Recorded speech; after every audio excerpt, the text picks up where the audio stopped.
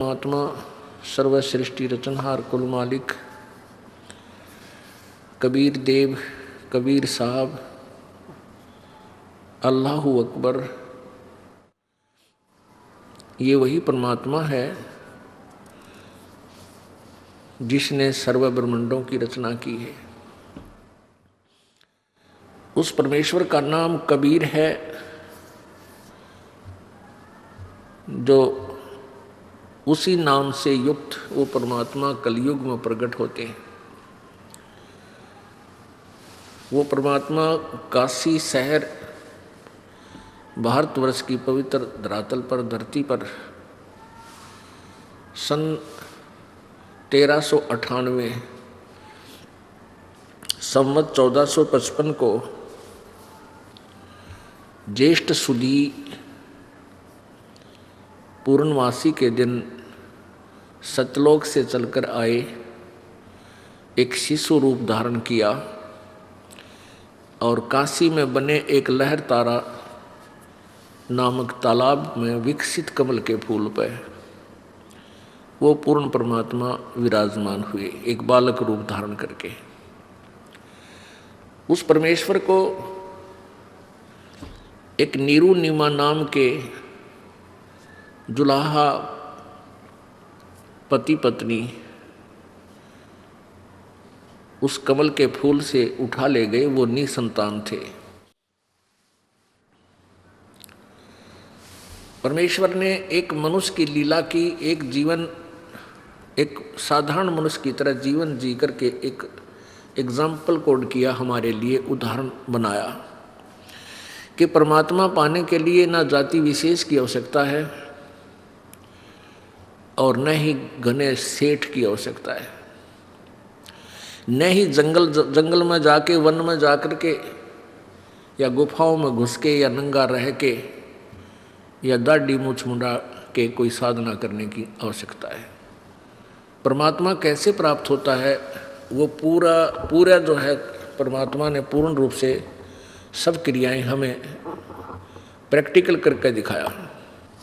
परमात्मा ने हमें बताया कि परमेश्वर पाने के लिए, अपने आप को प्राप्त कराने के लिए, अपना आत्मा को प्राप्त कराना और परमात्मा के दर्शन, परमात्मा से लाभ लेना और दर्शन में बहुत अंतर होता है। अब परमेश्वर के बारे में क्या धारणाएं फैला रखी थी कि परमेश्वर परमात्मा निराकार है, और फिर साथ में ये भी कहा जाता था कि समाधि लगाओ, ध्यान लगाओ और इस शरीर में भगवान दिखाई देगा। तो क्या देखते थे? कहते प्रकाश दिखाई देता है, यही प्रभु है। परमात्मा निराकार है, केवल उसका प्रकाश दिखाई देता है। तो परमेश्वर ने आकर, कबीर जी ने स्वयं इस धारणा का, इस भ्रमणा का निवारण किया कि भले आदमियों, तुम परमात्मा का प्रकाश देखने का दावा करते हो और परमेश्वर को निराकार बताते हो, कुछ तो अकल से काम लो।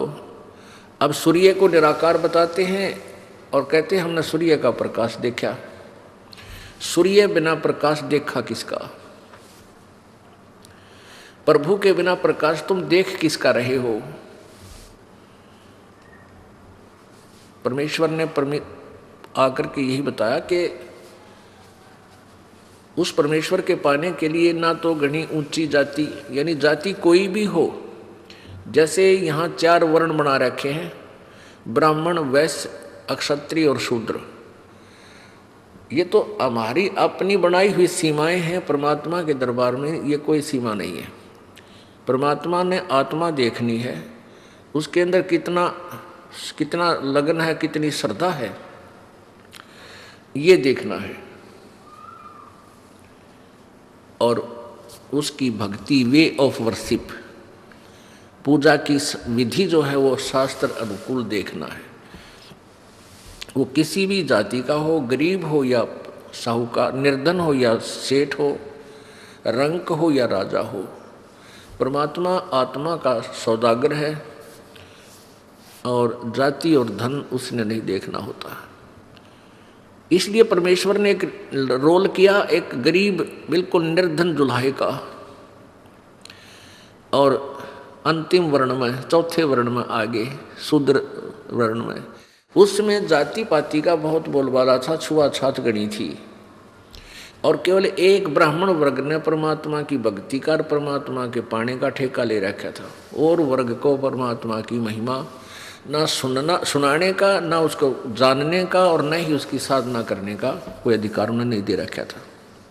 वही अपना जो थोड़ी बहुत साधना करते थे उसको लोगों में बांट दिया करते थे, और उससे उनके पीछे जनता लगी रहती थी। हमारे गुरुजी बड़े सिद्धि युक्त हैं, हमारे कार्य सिद्ध कर दिए, फलाना कर दिया। बाकी कार्य कुरिय उनसे कोई सिद्ध नहीं होता था, अपने पूर्व संस्कार पुरानी के फल रहे होते थे। इसलिए परमेश्वर आए और उन्होंने बताया, क्योंकि ब्राह्मण लोग बहुत अपने आप को सुपीरियर माना करते थे, तो परमात्मा कहते थे भाई ऊंचे कुल में भक्ति ना होवे, नीचा ही कुल दीजिए। ऊंचे कुल में ब्राह्मण थे, वह सारा दिन अटपट में लगे रहा करते, कैसे लोगों को मूर्ख बनाया जावे, कौन सी विधि अपनावा, इस चक्कर में, पेट भरने के चक्कर में ही वह सारा जीवन व्यर्थ कर देते थे। फिर क्या बताते हैं, तपिया ने तो जब तप की न्या, वो तो लो दिया नाल पति जय। ऊंचे कुल में दुर्योधन रावण ब्राह्मण कुल में था, दुर्योधन क्षत्रिय कुल में था। ऊंचे कुल में दुर्योधन रावण, और नीचे कुल में गणिका, और गणका बिलनी पार उतरगी, गर्भ करो मदन का। अब पुण्यात्माओं, परमात्मा की महिमा से जब हम परिचित हो जाएंगे तभी हम भक्त बनेंगे, तभी हम योगी होंगे, तभी हम स्थिर होकर के भक्ति कर सकेंगे, और स्थिर होंगे तभी हम पार होंगे। डगमग होने वाले को कितना ठिकाना नहीं। परमेश्वर कबीर जी ने अपना एक जीवन ऐसे ही व्यतीत किया जैसा कि आपने ऋग्वेद मंडल नंबर 1 सूक्त नंबर 31 के मंत्र नंबर 17 में पढ़ा कि वो परमात्मा कबीर, वो पूर्ण परमात्मा मनुष्यवत परमात्मा जो है, वो परमेश्वर मनुष्य की तरह शरीर युक्त है, और एक साधारण मनुष्य की तरह एक लीला करता है। अपने जन साधारण जैसे अपना धन काम करके रोजगार करता है, रोजगार करके रोजी का व्यवस्था करता है। वो परमात्मा प्रत्येक युग में ऐसे एक लीला करता है, अपने काम जन साधारण व्यक्ति की तरह सारे काम करता है। उसमें ये कहा गया कि हे परमात्मा, एक बार फिर उसी तरह आओ जैसे आप पहले आते रहे हो, और हमें ज्ञान बताओ। परमेश्वर ने कहा था, वेद हमारा भेद है, मैं ना वेदन के माही, और जौन वेद से मैं मिलूं, ये वेद जानते नहीं। परमात्मा कबीर जी कहा करते थे कि ये वेद मेरा ही भेद है, मेरी ही महिमा ये चारों वेद गा रहे हैं, सुना रहे हैं। परमात्मा ये करता है, परमात्मा ये करता है, परमात्मा ऐसी लीला करता है, लेकिन मेरे पाने की विधि वेदों में वर्णित नहीं है। अब यहाँ दो प्रश्न उठते हैं कि एक तो परमात्मा सामने बोल रहे हैं, कह रहे हैं, प्रत्यक्ष खड़े हैं, फिर कहते हैं मुझे पाने का तरीका वेदों में नहीं है। अब इससे क्या सिद्ध होता है कि परमात्मा के दर्शन कर लेने से मोक्ष नहीं, परमात्मा के द्वारा दिए गए उस भक्ति की कमाई करने से मोक्ष होगा। नहीं तो परमेश्वर 120 वर्ष रहे, जिनको अच्छी आत्माओं ने भी दे दर्शन किए, बुरा ने भी किए, जो उनके विरोधी थे, उन मार मार कर रहे थे उनके पीछे, उन्होंने भी दर्शन किए। दर्शन से मोक्ष नहीं है, परमात्मा के उस मंत्र से मोक्ष है।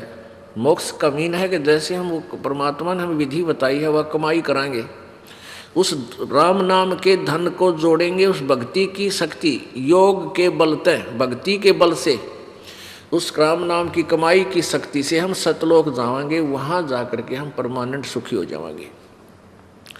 उसको प्रभु प्राप्ति कहा जाता है। परमात्मा यहाँ आए, सभी को प्राप्त थे, दर्शन भी होते थे, लेकिन मोक्ष कोई नहीं, मुक्त कोई नहीं हुआ, क्योंकि हमने परमेश्वर के उस ज्ञान पर विश्वास नहीं किया, न उनके द्वारा दिए गई भक्ति की साधना की। तो परमात्मा के नाम से मोक्ष होगा, केवल दर्शन मात्रता नहीं। अपने आत्माओं, हम वेदों को एक फाइनल और एथेंटिक रिकॉर्ड मानते हैं। एथेंटिक यानी बहुत ही सत्य शास्त्र मानते हैं, और जो वेदों में लिखा है वो फाइनल है। तो इसका मतलब है कि वेद क्या संकेत कर रहे हैं, वो कौन है, प्रभु। तो अब वेद हमें परमात्मा पहचानने में सहयोग देंगे।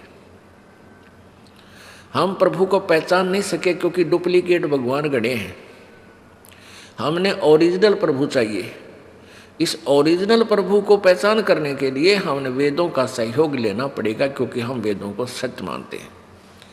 वेदों और पुराणों को ही पवित्र हिंदू धर्म शिरोधार्य शास्त्र मानता है, और उन्हीं से हमने जो पता लगेगा कि कौन है प्रभु, तो फिर फाइनल है, नो डाउट, शंका को कोई गुंजाइश नहीं रहेगी। ये कल भी आपको दिखा था कि परमात्मा कैसी लीला करता है, और आज फिर दिखाएंगे, क्योंकि प्रत्येक सत्संग में बहुत से श्रोता बदल जाते हैं। इसमें नए बच्चे भी होते हैं और पुराने भी होते हैं। परमात्मा की महिमा का नया पुराना नहीं होता। जैसे हम प्रतिदिन आहार करते हैं, सुबह रोटी खाई, शाम ने फिर भूख लगी, तो आप स्वस्थ हैं। यदि सुबह भोजन खाया, शाम को रुचि नहीं बनी, तो आप अस्वस्थ हो चुके हैं। गड़बड़ कोई भी हो, कोई भी कारण हो सकता, आपको जबर भी हो सकता है, या आपको जो है कोई पेट में भी गड़बड़ हो सकती है, यानी है हो अस्वस्थ। उसका क्या तरीका है कि फिर रोटियों में रुचि नहीं है तो गोली कड़वी दवाई लेनी पड़ेगी, ना चाहते हुए भी फांका मारना पड़ेगा, और फिर स्वस्थ हो जाओगे। फिर रोटी ठीक और फिर स्वादिष्ट लगेंगी। ऐसे ही परमात्मा की महिमा जितनी बार भी आप सुनते हो, और उतनी ही बार आपको रुचि कर लगती है, तो आपकी भक्ति और आपके संस्कार बिल्कुल स्वच्छ चल रहे हैं, स्वस्थ चल रहे हैं। और आपको ये लगता है जो सुन रखा है, कई क्या कहते हैं बहन भाई, एक आध बोले भगत जो कभी सत्संग चल रहा हो, जब मैं सुमरण कर लूँ, बता 2 घंटे में तू किला तोड़ेगा सुमरण का, सत्संग नहीं सुनता, बाकी अब 24 घंटे में तू क्या करेगा, फिर क्या करेगा। तो इससे सिद्ध है कि उसको इन वचनों में रुचि नहीं रही, वो ईसाई सुमरण करेगा। फिर कहने का भाव ये है दास का कि जब सत्संग चल रहा है तो एक एक शब्द पर गौर करे, ये भी स्मरण है आपका। रह के मालिक याद आता है, इसका नाम स्मरण होता है। उसकी याद, उसकी तड़फ, यह एक न्यारी कसक, एक अलग कमाई होती है। इस भक्ति की ही कमाई में से ये एक उसका पार्ट है, अंग है। एक समय आपने गोरखनाथ जी के विषय में बहुत सुना है, क्योंकि हमने इन संतों ऋषियों की पहले कथा बहुत घनी सुन रखी थी। और कबीर जी को तो हम एक सिंपल एक कवि मान्या करते हैं, ये तो एक कवि है और जुल्हा था बस।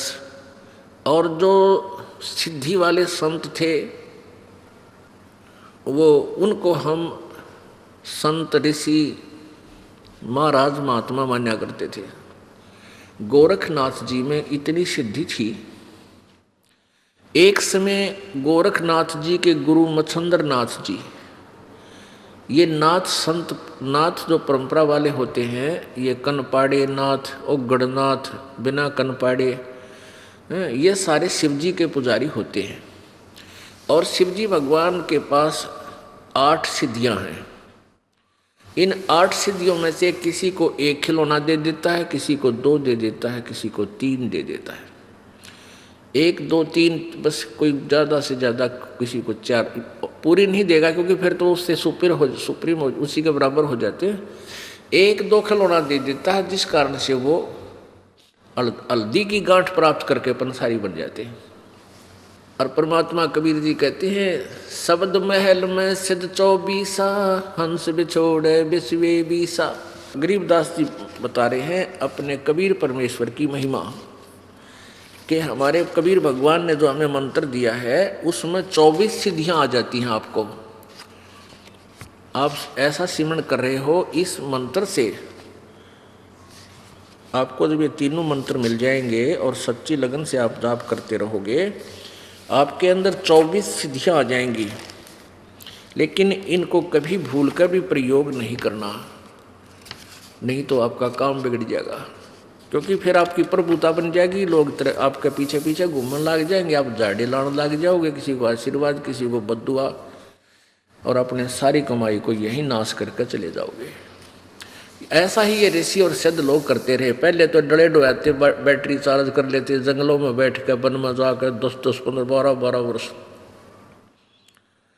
और फिर आकर के नगरों में किसी का आशीर्वाद किसी को बद्दुआ, दोनों का, किसी का नाश किसी को लाभ, ऐसे करके आप भी जैसे थे। गोरखनाथ जी के गुरुदेव मच्छंदर नाथ जी वो कंवारे थे, ब्रह्मचारी थे। अर्धेक काल की जाल ए भगवान। जब वो हो लिया 60-70 साल का, तो उसके मन में आया कि मैंने गृहस्थ आश्रम का आनंद तो लिया ही नहीं, ये जीवन मनुष्य का था मेरा बर्बाद हो गया। ये सोचकर सिंगल द्वीप के अंदर एक राजा था, उसका शरीर शांत हो गया, और मच्छंदर नाथ जी ने एक गुफा के अंदर अपना शरीर छोड़ दिया, और वहां से वो प्राणी निकल के राजा के शरीर में प्रवेश कर गया। मच्छंदर नाथ जी उस राजा के ताजा मृत शरीर में प्रवेश कर गया। राजा कुछ देर के बाद जीवित हो गया। हाहाकार मच गई थी, रानी भी रो रही थी, मंत्री भी रो रहे थे। तो जब वो जीवित हुआ तो राजा वाले लक्षण नहीं थे उसमें, उसको किसी राजकाज का प्राप्त ज्ञान नहीं था। अब कुछ वहाँ राजाओं के पास ऐसे विद्वान पुरुष रहते थे, ये ब्राह्मण लोग। उस ब्राह्मण ने जब देखा, बताया उन व्यक्तियों, संत ने, ऋषि ने, कि इसमें कोई योगी आत्मा प्रवेश कर गई है, राजा नहीं है। रानी को बता दिया। अब रानी ने तो वो शरीर चाहिए था, उसने कह दिया कि कोई भी हो तुम, कोई दिक्कत नहीं है, ये जीवित रहना चाहिए। फिर उस ऋषि ने बताया कि इस योगी ने जो राजा के शरीर में प्रवेश है, इसने कहीं आसपास अपना शरीर छोड़ रखा है, और ये कुछ दिन के बाद इस शरीर से निकलकर उस शरीर में वापस जा सकता है। रानी ने आदेश दे दिया आसपास अपने सैनिकों को कि किसी भी गुफा या कहीं पर भी कोई शरीर मिल जाए उसको फूंक दो, जला दो। ऐसे खोजते खोजते उस गुफा में सैनिक पहुंच गए जहां पर इस मच्छंदर नाथ का शरीर था। सैनिकों ने उसको सवा कर दिया, जला दिया। अब कुछ दिन के बाद उस मच्छंदर नाथ से रानी को 2 पुत्र प्राप्त हुए। एक दिन किसी दूसरे नाथ के शिष्य ने गोरखनाथ को व्यंग कस दिया कि यदि तू ऐसा चेला है सिद्धि वाला, तो तेरे गुरुजी ने निकालना ना, वो राजा के शरीर में कैद हो गया, और वो धक्के खान लग रहा है, उसने अपना योग नाश कर लिया, भक्ति का बक्का बट्ठा बैठा लिया। तुम कहे कि शिष्य है, किसा तेरा गुरु है। तो गोरखनाथ जी को पता चला कि वहां पहुंचे हुए हैं तेरे गुरुजी, तो राजा के शरीर में प्रवेश कर चुके हैं। तो राजा के लड़के का जन्मदिन था, मतलब उस मच्छंदर नाथ से उत्पन्न लड़के का जन्मदिन था, और दूसरे शहर से, दूसरे नगर से एक गाने बजाने की पार्टी आ रही थी। उस दिन साज खूब अच्छा नाचना गाना कर रखा था, और वो सुप्रसिद्ध पार्टी थी गाने बजाने वाली। उसको विशेष रूप से राजा ने बुलवाया था। रानी ने क्या कर रखा था कि शहर में कोई भी योगी नहीं आ जा। वो जो ऋषि, उसके राजा का जो गुरु था, रानी को बताया उसने कि ये मच्छंदर नाथ योगी है, और इसका शिष्य गोरखनाथ बहुत बड़ा सिद्धि युक्त है, वो कभी भी इसको निकाल कर ले जा सकता है। तो रानी ने चारों तरफ सीमा पर, पूरी अपने शहर की सीमा पर चारों तरफ बाउंड्री करवा दी। सिंगल 2 गेट छोड़ रखे थे, उन सब गेटों के ऊपर विशेष पहरेदार लगा दिए थे। कोई भी संत साधु इसमें प्रवेश नहीं कर जा, नगरी में नहीं आवे। तो गोरखनाथ जी ने कई बार चेष्टा की तो वो नहीं प्रवेश कर सका। उस पार्टी में मंडली के अंदर वो मंडली आ रही थी उस नगर में। गोरखनाथ जी ने पूछा भी कहाँ जा रहे हो? उन्होंने बताया कि राजा का ऐसे ऐसे लड़के का जन्मदिन है और हम आमंत्रित हैं, हम वहाँ ढोलक ढालक बजाने जाएँ, गाने गुने गावाएंगे। अब गोरखनाथ ने सोचा भाई अब ये तरीका बनेगा वहाँ प्रवेश करने का। अब गोरखनाथ जी ने अपनी सिद्धि से उनके एक ढोलक बजाने वाला होता है, वो तबले से वो तबले बजाया कर कट कट कट कट उसके दस्त लगा दिए अपनी सिद्धि पे।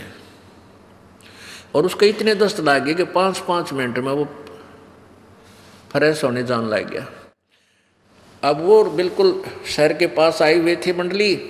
उनके मुखिया ने सोचा भाई आज बात बिगड़ेगी और कोई नया यदि हम रखेंगे तो ताल में ताल नहीं मिलेगी और राजा का काम से मनमाने सजा दे दे। ये तो बहुत बात बिगड़ी एन टाइम पे। तो गोरखनाथ बोला भाई क्यों चिंतित हो तुम मंडली वाले हो? वो मुखिया बोला उनका कि महाराज जी बात यूँ है कि हमारा ये ढोलकी है जो है ना ये तबले बजानी है दोस्त लाग गए। तो गोरखनाथ जी बोला भाई तबला तो मैं भी बहुत बढ़िया बजा दूँ। अग बजा के देखा ये उसने ला दी ताल, उनको फिट बैठ की बिल्कुल सही मिल गया, भला हो भगवान तेरा। तो उसको लेकर वो आगे। अब वहाँ जब वो गाना गाने लगे, मच्छंद्रनाथ बैठा उस राजा के शरीर में, रानी बैठी आसन पे, दोनों बच्चे गोदी में। अब वो ढोलकी बजावे है जाग मच्छंद्र जाग, गोरख आ गया जाग मच्छंद्र जाग। ये वो अंदर तो थी उसमें वो आत्मा तो वही थी, वो फड़क्या। तो उनकी नज़र पर नज़र मिली। अब मच्छंदर ने कहा यानी राजा ने कहा कि ये ढोलकी वाला बहुत अच्छा आदमी है, इसको यहीं रख लो। वो वहीं रख लिया। तो मच्छंदर ने उन दोनों बच्चों की सेवा की ड्यूटी ला दी कि तुम बालका की सेवा करा कर, बच्चे खिलाया कर। गोरखनाथ अपने शिष्य थे। अब गोरखनाथ जी उन बच्चों को खिलाता है दोनों को, और रह रह कर उनको समझाता अपने गुरुजी को, गुरुजी चलो यहाँ से, आप कहाँ फंस कर बैठ गए, अपनी भक्ति करेंगे, निकलो यहाँ से। न कहा गोरखनाथ बकवाद मत करे तू, मेरी ड्यूटी जो मैंने आदेश दे दिया तू बच्चे खिलाता रहा, बस जी आ रहा है। अब उसने सोची गोरखनाथ ने बाबा गुरुजी तो मेरा भाई गया काम तय होता है। उन बच्चा के सिद्धि तन दस्त ला दिए गोरखनाथ ने। एक ने टट्टी हुआ के लावे इतने दूसरा चार पावे, दूसरे ने फरस करके लावे इतने दूसरा हो जा। गोरखनाथ बोला रहा तू इन्हें ढंग तक झटका लिया, वो दोनों ने पकड़ लिया गोरखनाथ और चोटी पकड़ के सिद्धि थे नो झटका दी। वह खाल लटकाए लावे, वो अंदर का सामान बाहर उड़े पड़ा रह गया। वो दोनों की खाल सिद्धि से, एक सिद्धि ऐसी शक्ति होती है वो कुछ भी किसी प्रकार का ऑपरेशन कर सकती है। दोनों की वो खाल लटकाए लावे, चोटी जैसे सांप कांचली छोड़ दिया करे, और दोनों बच्चे बड़े बाहर पड़े, कवर रहित कवर नहीं था उन पर। अब मच्छंद्रनाथ बोला रत्न नाश कर दिया नकम में, मेरे बेटे मार दिए। बोला आपने तो कहा था झटका लिया, नहीं झटका लिया, देखो खाली कर लिया। तो बहुत लाल पीला होया। गोरखनाथ ने कहा कि भगवान आप किस काम आए थे यहाँ पर? मैंने तो तेरी 2 ही बूंद नाश करी है, तेने रोज कितना नाश कर लिया अपना पता है? एकदम योगी था, कुछ पिछले संस्कार अच्छे थे। तुरंत ने बोला भाई क्या करूँ, निकल इसमें, मेरे अपने निकला जाता, मैं तो फ्यूज हो लिया, मेरी सिद्धि शादी कुछ ना रह रही। तब गोरखनाथ जी ने अपनी सिद्धि से वो शरीर शांत कर दिया। अब शरीर शांत कर दिया, शरीर शांत करने से पहले बोला मेरा ये डोला उठा लिए तुम। उस थैले में उसने सोने की डाल रखी थी। मच्छंद्रनाथ ने चल ध्यान ले चलूँगा, आगे भंडारा में काम आऊँगी। सोने की ईट अच्छी इतनी मोटी मोटी 3-4 ले रहा था सोना, यानी किलो पक्का। गोरखनाथ ने जब तक उठा लिया, आगे जाके देखा कि मैं, उसने बताया था कि उस गुफा में मेरा शरीर है, उसमें प्रवेश करूँगा। वो शरीर पाया नहीं। तो गोरखनाथ जी ने क्या किया कि वहाँ अस्थि पड़ी थी, उसकी अस्थि मच्छंद्र नाथ की जो फूके हुए शरीर से, भस्म किए हुए शरीर की बची हुई अस्थि, यानी वो हड्डियाँ पड़ी थी, वो हड्डी इकट्ठी की, अपनी सिद्धि से मच्छंद्र नाथ का शरीर उसी एज का बना दिया और वो जीवात्मा प्राण उसके प्रवेश कर दिए मच्छंद्र नाथ के। अब मच्छंद्र नाथ जी चल पड़े और वो झोला ठा लिया जो गोरखनाथ ले रहा था, काख में दे रहा उसने कि इसमें सोने की ईंट है। अब पता तो गोरखनाथ जी को भी था। मच्छंद्र नाथ बोला भी पानी पीऊँगा, इस कुएं में बच्चा जल निकाल। अब गोरखनाथ जी जल निकाल दिया, गुरु जी तब जल पीने लागे और वो ईंट उस कुआं में गिर दी जो गुरु जी चिपक रहा था सोने की ईंटों के, छोटी छोटी ईंट बना लिया करते ऐसे, वो उसमें जल में कुएं में डाल दी।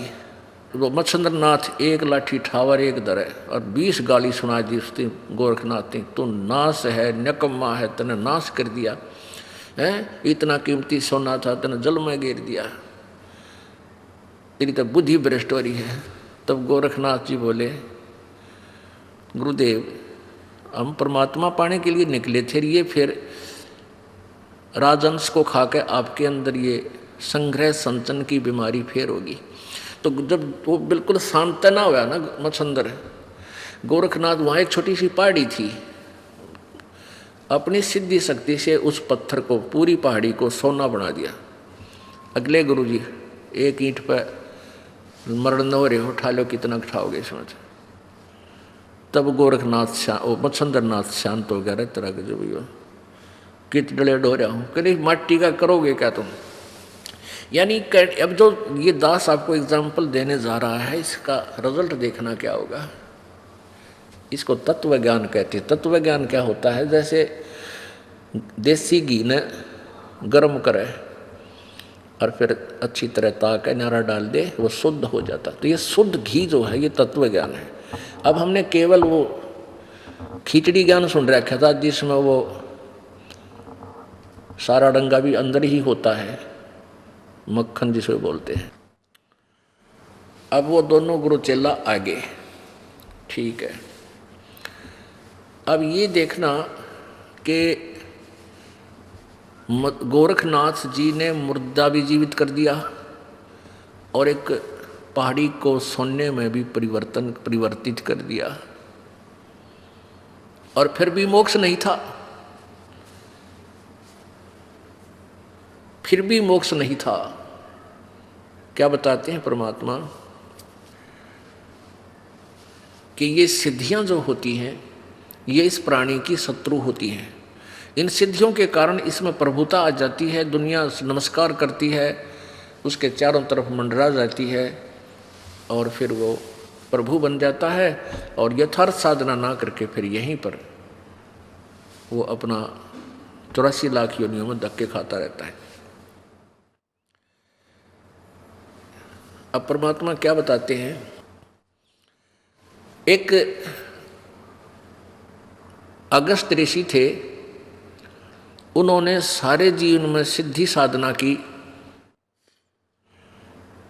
ये जो परमात्मा कबीर जी के मार्ग के अतिरिक्त जितनी भी साधना है सब सिद्धियां ही अधिक होती हैं और कुछ समय इनको स्वर्ग प्राप्ति होती है। अगस्त ऋषि ने इतनी साधना कर ली कि उसने एक ही घूंट में 7 समुद्रों के जल को सोख लिया था। अब बताओ भाई, पूरे जितने समुद्र है अपनी पृथ्वी के चारों तरफ, इसको एक घूंट ऐसे चलो उठाया, मतलब एक घूंट ऐसे लगाई मुंह के और पूरे को सोख लिया और ये खाली हो गया। फिर ऋषियों ने, देवताओं ने हाथ पर जोड़े हैं, फिर इसने वापस इसको इसमें कुरला कर दिया इस खड्डे में, यो फिर समुद्र लहरा गया ऐसे ही। अब पुण्यात्मा फिर भी मोक्ष नहीं हुआ, अगस्त ऋषि का भी मोक्ष नहीं हुआ। दुर्वासा जी बहुत सिद्धि युक्त थे, वो भी मोक्ष से खाली रहे। अपने एक वचन से उसने यादों का पूरा कुलनाश कर दिया था दुर्वासा जी।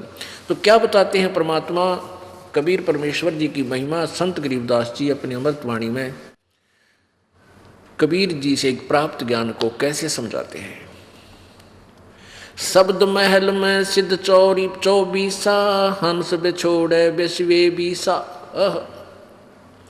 कि हमारा जो सत्य नाम है, सच्चा नाम है, जो वास्तविक मंत्र हम देते हैं, इसमें 24 सिद्धि आपको आ जाएंगी और ये हंस को परमात्मा से विमुख करेगा ही करेगी यदि इनके ऊपर आश्रित हो गए, इनको प्रयोग करना प्रारंभ आपने कर दिया। एक बहन बता रही थी कि मैंने अपना कोई रिलेटिव था, उसका तकलीफ थी, उसको बता दिया कि आप ये मंत्र जाप कर लो। कहने लगी वो तो ठीक हो गया और मैं बीमार होगी। अब क्योंकि उसके वो कमाई थी उसके पास, उसने उसको दे दी, वह गुरु बन गई उसकी। और गुरु बनने के बाद यानी तो उसकी कमाई उसमें दूसरे में जाना स्वाभाविक शुरू हो जाती है। जैसे एक टायर से दूसरे टायर में हवा भर दी जाए तो वो पहले वाले टायर की कम हो जाती है, उसमें चली जाती है। तो ये तरीका नहीं है। परमात्मा की भक्ति रूपी हवा को विधिवत ही भरवावे।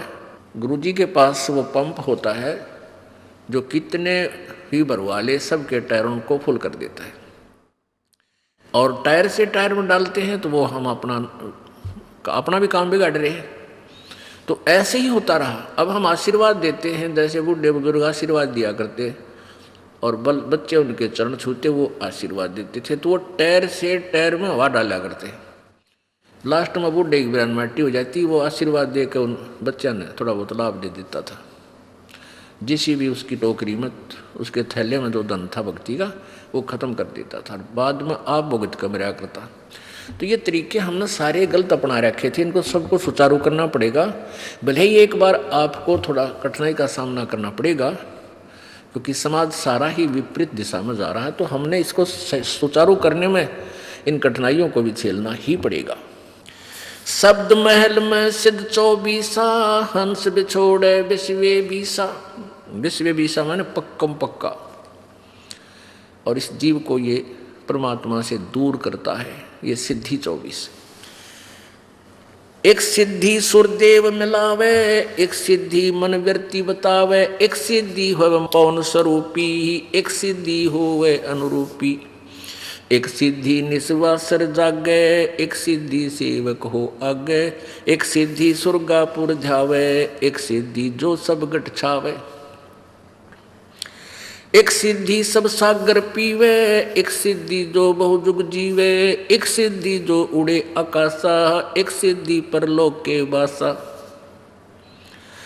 एक सिद्धि कष्ट तन जारा, एक सिद्धि तन हंस नियारा, एक सिद्धि जल डूब न जाई, एक सिद्धि जल पैर न लाई, एक सिद्धि बहु चोले धारे, एक सिद्धि नितत्व विचारे, एक सिद्धि पांचों तत्नीरम, एक सिद्धि जो बज्र शरीरम, एक सिद्धि पीवे ना खाई, एक सिद्धि जो गुप्त छिपाई, एक सिद्धि जो ब्रह्मांड चलावे, एक सिद्धि सब नाद मिलावे, एता खेल खिलारी खेले, सो हम हंसा प्रगट वेले, 24 को ना मन चावे, सो हंसा शब्द अतीत कहावे, परासिद्धि पूर्ण पटरानी, सत्यलोक की कहूँ निशानी, सत्यलोक सुख सागर पाया, सतगुरु भेद कबीर लखाया, परमहंस पे देखो परवाना, जन कहता दास गरीब दीवाना। अब क्या बताते हैं, एक सिद्धि सुरदेव मिलावे, एक सिद्धि मनवर्ती बतावे, एक सिद्धि मन वृत्ति बतावे। अब आपको बताते हैं, 5-4 उदाहरण देंगे कि एक एक हल्दी की गांठ लेकर पंसारी की मोर ला लेना है। अब जैसे मन की वृत्ति बताने की भी एक सिद्धि होती है कि आपके मन में क्या सोच रखिए। एक बार हमारे ताऊ के लड़के की भैंस चोरी होगी और उस भैंस की का को पता नहीं लगा, तो किसी ने बताया कि वहाँ एक इधर गुड़गांव साइड में एक व्यक्ति है, वो जाते बता देता किसने चोरी करी। तो मेरे पिताजी भी और 2-4 और व्यक्ति वो वहाँ पहुँच गए। और उसने क्या कहा, भी तुमने जिस पर शक हो 5-10 पर्ची बना लो और उसमें जिसका शक हो वह भी लिख दो। तो प्रत्येक ने उसी कॉलोनी में जहाँ से चोरी हुई थी एक व्यक्ति पर शक था। सब ने सोच रहे थे भाई यो आदमी कर सके इस काम में। तो जितने भी वहाँ व्यक्ति गए थे सबके मन में एक ही राय होगी, उसने उस आदमी का नाम लिख दिया और औरा का नाम लिख दिया, कुछ अपना लिख दिया और वो सारी पर्ची उसके पास डाल दी। उसने उसी समय वही पर्ची उठाकर उनको दे दी, ये है तुम्हारा चोर। ये वो वापस आ गए, उन्होंने पुलिस को दे दिया कि हमारा यूँ चोर है। पुलिस ने उस आदमी से पूछा था कि आखिर में पुलिस कहने लगी भाई यूँ चोर नहीं है। फिर किसी ने बताया भी उस दूसरे स्थान पर एक और आदमी है, वो पक्की जाते बता दे। उसने भी ऐसे ही कहा कि भाई तुमने जिस पे शक है उसका नाम लिख दो और भी सब 10-9 नाम और लिख दो। और फिर उन सभी ने एक और के ऊपर शक हो गया कि उस पर है भाई वो पक्का वो चोर है। उसने वही निकाल के दे दी कि ये तुम्हारा चोर है। अब वो वापस आए, फिर उन्होंने पुलिस से कहा, पुलिस बोली भाई ये चोर नहीं है, खूब वेरीफाई कर लिया हमने। वह भैंस नहीं मिली, वो 1,000-2,000 रुपये और लुआ दिए और कुछ आने जाने। तो वो मन की वृत्ति बताने की एक हल्दी की गांठ उसके पास थी जिस तरह लोग गाना मूर्ख बना रहा था। और उसमें से कुछ एक ऐसा था कि वो फिट हो जाती थी, सच्ची पा जाती थी कि एक आदमी बस शक भी सच्चा हो जाए किसी का। तो यहाँ क्या बताते हैं, एक सिद्धि सुरदेव मिलावे, एक सिद्धि मन वृत्ति बतावे। जैसे मीराबाई के पास पूर्व जन्म से, क्योंकि पिछले जन्म की भी बैटरी चार्ज आपके साथ रहती है, वो जब तक चलती है तो उसे बहुत से चमत्कार हो जाते हैं। मीराबाई के पास एक सिद्धि थी कि वो जिस इष्ट की पूजा करती थी वो इष्ट उसके सामने आ जाता था। वो कृष्ण जी को मानती थी और जब वो आत्मविभोर होकर उसको याद करती थी तो उसके सामने आकर वो भी उनके साथ डांस करते थे। तो एक सिद्धि सुरदेव मिलावे, कुछ तो पिछले जन्म की सिद्धियां होती हैं। जैसे आपने देखा होगा कई महात्मा जिनके आज तक पूजाएं चल रही हैं, कोई किसी नाम थे, कोई हरिदास नाम थे, कोई गरीब किसी और नाम थे, तो वो पिछ बचपन से उनकी कथा पढ़ कर देख लो, कहते छोटे से ही न चमत्कार शुरू कर दिए थे। हरिदास जी के बारे में बताते हैं कि वो किसान परिवार में जन्म था और दोपहर ने वो 10-1 वर्ष का बालक था, अपने पिता के पास गया हुआ था। हरिदास जी के पिताजी जो है खेतों में किसान अपना हल जोत रहे थे, तो पिताजी दोपहर ने खाना खा के स्वयं तो कहने लगा मैं रेस्ट कर लूँ और आप बेटा इन बैलों को पानी पिला लिया। और ये छोटी वाला तालाब है, इसमें तो जल है नहीं, कति सूखा हुआ है, वहाँ दूर ले जाना, वहाँ जल मिलेगा। क्योंकि वो वहाँ ही जाते थे उस तालाब में, उसमें जल देखा था नहीं। और हरिदास जी बैल लेकर गया, वो बैल उसकी तरफ चले गए छोटे तालाब की तरफ, और वहाँ उस पानी पिया वो वापस ले आया जल्दी ही बैलों को पानी पिलाकर। उसका पिताजी बोला अरे पानी पिया के नहीं लाया तू बैलों को, अब पिला लिया जी, इतनी जल्दी कैसे ले आया तू? वहाँ नहीं ले गया, वो कम से कम 1 किलोमीटर दूर था और वो दूर जो छोटा तालाब सूखा पड़ा था वो था ज़्यादा से ज़्यादा 400 फुट की दूरी पे। इतना शीघ्र वापस आने से उसने शंका होगी कि ये बालक वैसे ही लिया, बैलों को पानी नहीं पिला कर लाया। तो उसने कहा पिताजी पानी पिला लिया मैं। कहाँ से? किस तालाब से? कहते इसमें जल था ही नहीं, यदि कभी वर्षा होगी तब जल होना था, अगर नहीं पिताजी तो फुल है। वो गया जाकर देखा, उसके पिताजी ने सचमुच भाई तो पानी फुल हो गया और बैलों के जो ना पैर भी गिरे। तो इस तरह की सिद्धियां उस पूर्व जन्म की बैटरी चार्ज से ही होने लगी थी। आज तक उस हरिदास जी की पूजा शुरू हो रही है, लेकिन पूर्ण मोक्ष नहीं है, क्योंकि भविष्य की साधना शास्त्र अनुकूल न होने से जीवन व्यर्थ हो जाता है। तो यहाँ क्या बताते हैं, तो ऐसे ही मीराबाई के अंदर थी वो सिद्धि, और पिछले पुण्य भी साथ होते हैं, तभी परमात्मा भक्ति की तरफ इतना तड़फता है, प्रेरित होता है। एक सिद्धि सुरदेव मिलावे, एक सिद्धि मन वृत्ति बतावे, एक सिद्धि हो पवन स्वरूपी, एक सिद्धि हो वह अनुरूपी, एक सिद्धि निस्वासर जागे, एक सिद्धि सेवक हो आगे। इस दास के मामा जी का गांव है खेड़ी दमकन, जिला सोनीपत में, गोहाना सोनीपत मार्ग पर। तो वहाँ एक नेकी राम संत जो गीसा संत जी के अनुयायी थे, गीसा संत जी को कबीर परमेश्वर मिले थे, और कोई किसी संत के पास जो जाके जुड़ता है वो पुण्यात्मा होती है पूर्व जन्म की। तो नेकी राम जी गीसा संत जी के शिष्य हुए, जो खेखड़ा गांव है मेरठ जिला में, वो उनके शिष्य हो गए। पुण्यात्माओं, इन संतों को ही हमने लाल और लालड़ी को पहचानने के लिए ये आपको उदाहरण दिया जा रहा है, ताकि आप योग्य हो, ये समझ सको कि वो कितने सतर के संत हैं जिनके आज तक हम गुणगान कर रहे हैं। तो गीसा संत जी के दो विशेष शिष्य हुए, एक तो जीतादास जी जो उनका मतलब आज्ञाकारी था, जैसे वो बताते थे वैसे ही किया करता था, और नेकी राम जी में पिछले संस्कार का जो संस्कार का डंगा था वो भी साथ रखा, और कहीं भी बैठ जाता वो तप कर अपनी हठ योग से समाधिस्थ हो जाता था। तो उसने क्या किया, वो खेड़ी दमकन गांव में उनका एक आश्रम बना हुआ है, और एक यहाँ निर्जन गांव है जींद में, यहाँ भी उस नेकी राम जी के नाम से ही एक आश्रम बना हुआ है। तो वहाँ क्या बताते थे वो, उस गांव खेड़ी दमकन के व्यक्ति हमारे मामा जी और वो नाना जी कहा करते कि नेकी राम जैसा संत नहीं देखा। वो यहाँ आकर के एक वृक्ष के नीचे बैठ गए थे, बनी होती थी पहले, छोटा जंगल उसको बनी बोलते थे, जो गांव के चारों तरफ होता था, जिसमें उसके बाद फिर खेत शुरू हो जाते थे। उस बनी में आकर के बैठ गया एक वृक्ष के नीचे, और देखने वाले को परमात्मा संत को परमात्मा का रूप जान करके साधु श्रद्धालु भक्त गांव के जाते हैं।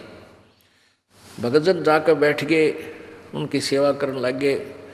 तो एक दिन एक भक्त ने कहा कि भाई महाराज जी तो दिन रात सोता नहीं कभी भी, दिन में तो हमारे से बातचीत करे है, रात में सारी रात जागता है, बैठा रहता है, भजन करता है।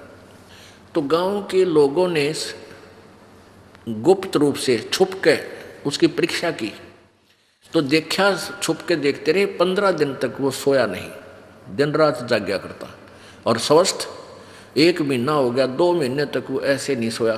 तो पूरा गांव उसके ऊपर डिवेट हो गया, समर्पित हो गया, भाई महाराज के चाड़ा पड़ा है, उसको वहीं रख लिया, महाराज जी यहाँ रखो, उससे प्रवचन करो, उसका एक आश्रम गाड़ दिया, और आज तक डले ढोरे हैं, किसी के पास खख नहीं, सारे बिरन में टिवरी। तो ये एक बीमारी थी, इन सिद्धियाँ के कारण ये प्रसिद्ध हो गए। अब हमने पहचान करनी है कि वो मोक्ष मार्ग कौन सा है जो परमेश्वर ने आके हमें बताया। तो ना तो कबीर जी ने ऐसी क्रियाएं की जो नेकी राम जी करते थे, तो कबीर पंथी कैसे हुए वो, क्योंकि गीसा पंथी भी अपने आप को कबीर पंथी मानते हैं। तो हम पंथी तभी होंगे जब परमात्मा कबीर जी द्वारा बताए गए भक्ति मार्ग को ए से लेकर जेड तक सारे को अपनाएंगे। ए ले लिया फिर बाकी छोड़ दिया, वो पंथ नहीं है, वो मार्ग ठीक नहीं है, वो विधि ठीक नहीं है, तो हमारा मोक्ष नहीं होगा।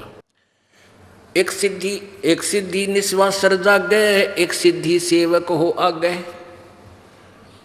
अब जैसे एक कथा है कि परमात्मा की भक्ति में हम तो उदाहरण देते हैं, लेकिन इस सिद्धि से भी आप इसका कनेक्शन है।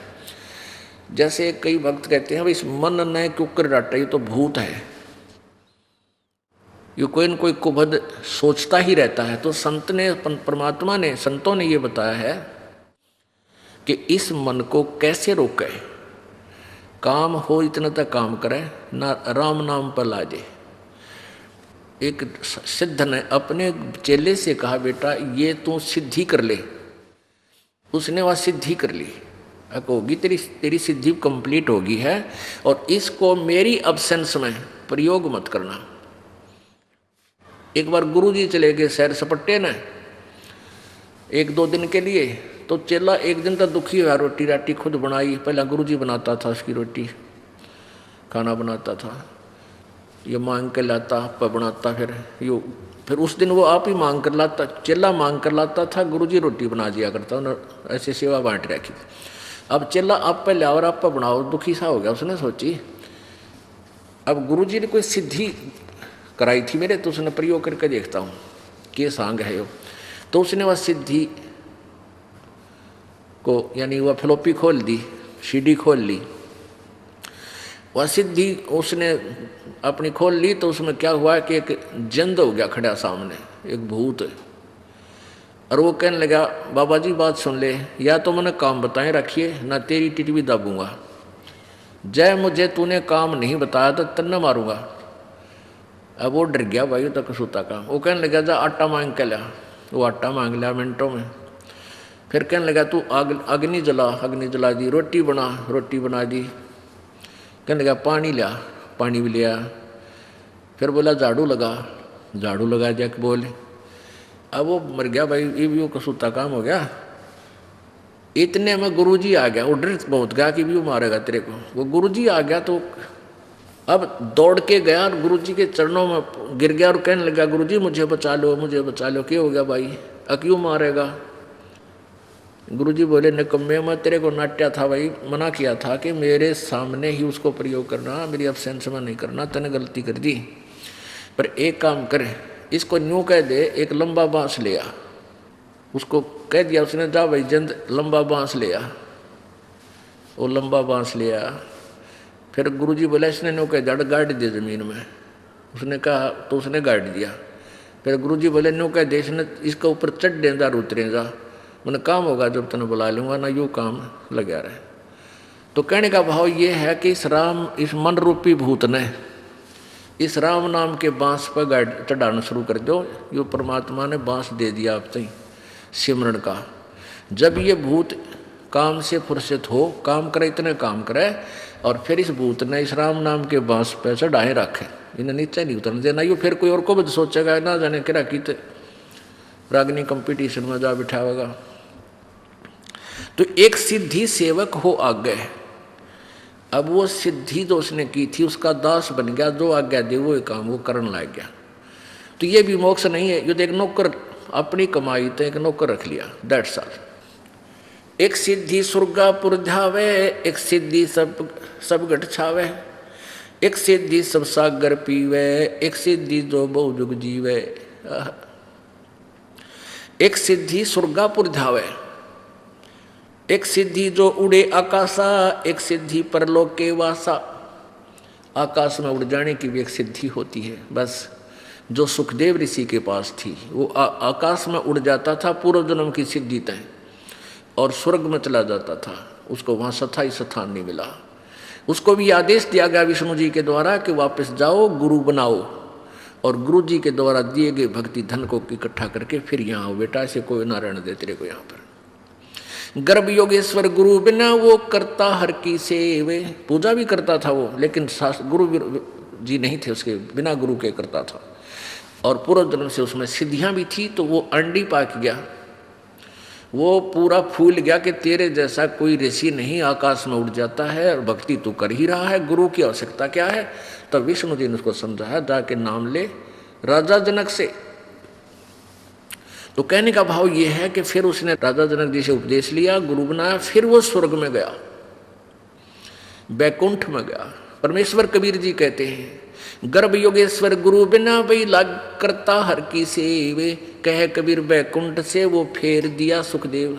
बैकुंठ से स्वर्ग से वापस भेज दिया गया था। राजा जनक को गुरु किया फिर किन्नी हर की सेवे। कहे कबीर बैकुंठ में भाई उल्ट मिले सुखदेव। फिर वो स्वर्ग में गए। तो क्या बता रहे हैं परमात्मा, एक सिद्धि जो उड़े आकाशा, आकाश में उड़ जाने की एक सिद्धि होती है। पुण्यात्माओं जैसे आकाश में उड़ गया कि कला टूट गया, क्या हो गया उसे, क्या मोक्ष हो गया।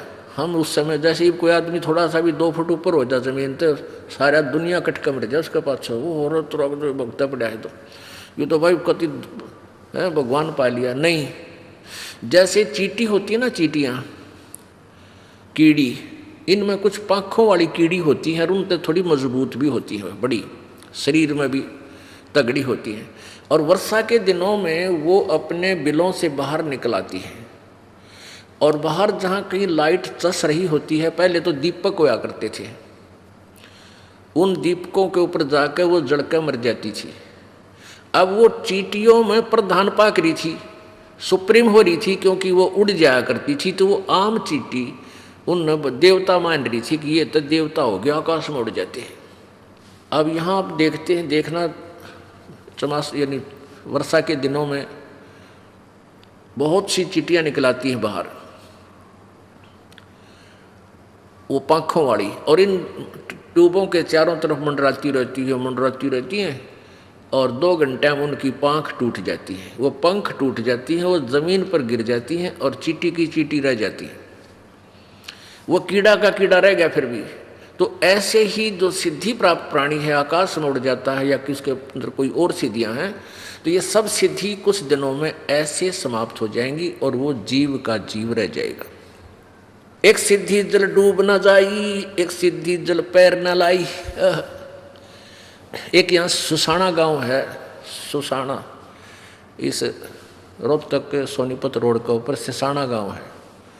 वहाँ पर एक गीसापंथी था, पहले वो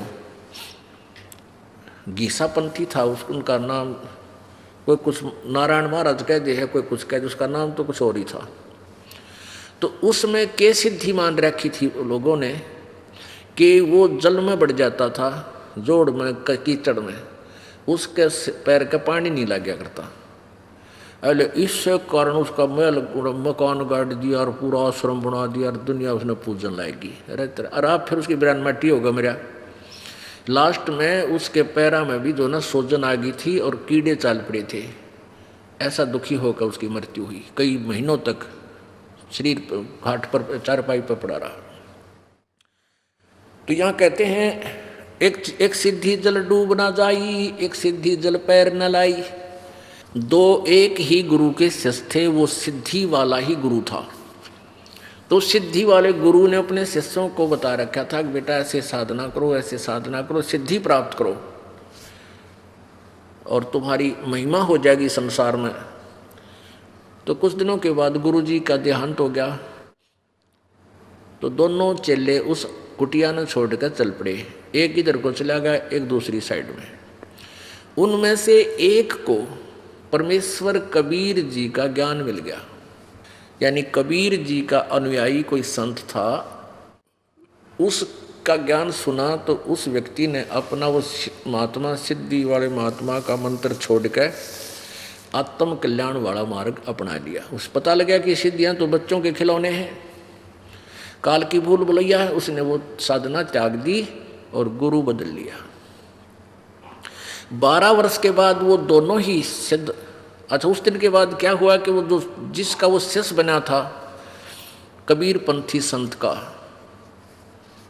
अपने आत्माओं, ये लीलाएं जो होती हैं ये परमेश्वर कबीर जी ही आते हैं अपने ज्ञान और भक्ति को स्थायी यानी उसकी महिमा बनाए रखने के लिए। वो कुछ भी लीला कुछ दिन कर जाते हैं। अब वो गुरु जी जिसका वो कबीर पंथी शिष्य यानी कबीर जी अपने ही मार्ग को फिर दोबारा प्रशस्त करने के लिए स्वयं भी आ जाते हैं।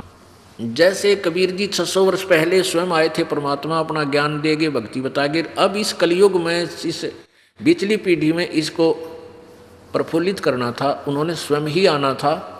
खुद कहकर गए थे कि हम आएंगे 12वें पंथ में यानी गरीबदास वाले पंथ में, आगे चल के हम आएंगे। तो वो नहीं आए तो ये दास भेज दिया। अब वही पंथ को फिर सेट किया जा रहा है, जो मालिक ने पहले ज्ञान दिया था उसी को अब जो है ना कार्यान्वयन किया जा रहा है, उसको प्रैक्टिकल करवाया जा रहा है। पहले थ्योरी भगवान दे के गए थे हमारे को। तो ऐसे ही प्रभु आप ना आकर के कोई ऐसा अपना सिद्धि, अपना कृपा पात्र संत भेज देता है। तो उस ज्ञान के आधार से उस सिद्ध वाले एक चेले ने उस संत से उपदेश ले लिया। और वो तो परमात्मा पाने के लिए घर छोड़ के गया हुआ था, वो सिद्ध वाला चेला। तो उसने अपने गुरुजी के प्रत्येक आज्ञा का पालन किया, जो तत्वदर्शी संत था। उसने पूरी श्रद्धा से सेवा भी की, प्रत्येक खरा हुआ प्रत्येक पॉइंट से। तो उस संत ने उसे मरने से पहले, मृत्यु से पहले अपना उत्तराधिकारी बना दिया, बेटा तू नाम दिया करिए। और ऐसा वो शरीर फिर छोड़ गए। फिर वो चेला वहाँ से भी वो एक दिन फिर दोनों, वो पहले वाला उसका गुरु भाई जो सिद्ध वाला चेला था और स्वयं, वो कहीं एक समागम था, कोई संतों का मेला सा भर जाता है, एक दरिया